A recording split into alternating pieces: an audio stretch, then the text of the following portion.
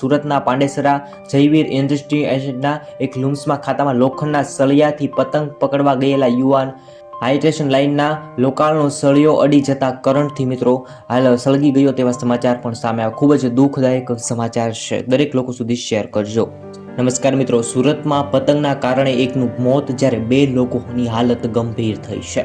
સમગ્ર ઘટના વિશે તમને સમાચાર આપું છું. શહેરમાં ઉત્તરાયણની ઉજવણી 3 ગંભીર ઘટનાઓ સામે આવી છે, જેમાં એક ઘટનામાં પતંગ પકડવાની લાઈનમાં 10 વર્ષના બાળકે જીવ ગુમાવ્યો છે, તો બહેનને મળવા જતા ભાઈને પતંગની દોરીથી ગળાના ભાગે ઈજાગ્રસ્ત થતા સારવાર અર્થે હોસ્પિટલમાં ખસેડવામાં આવ્યો છે. સુરતમાં 3 ગંભીર ઘટનાઓ સામે આવી છે, જેમાં ઘટનાની વાત કરીએ તો સંગ્રામપુર મેઇન રોડ પર નવનિર્મિત એક બિલ્ડિંગમાં 4થા માળેથી 10 વર્ષનો બાળક નીચે પડી જતા હાલ એમ કહેવાય મિત્રો જીવ ગયો છે. ખૂબ જ દુઃખદાયક સમાચાર સામે આવ્યા છે. ફરજ પરના તબીબીએ મૃત જાહેર કર્યો છે. હોસ્પિટલમાં દાખલ કર્યા બાદ મૃતક અક્ષય રાજુભાઈ ભાંગવત બુધવારના રોજ વતનથી સુરત રોજગારીની શોધમાં આવ્યા હતા. 3 સંતાનોમાં અક્ષય મોટો દીકરો હોવાનું પિતાએ જણાવ્યું છે.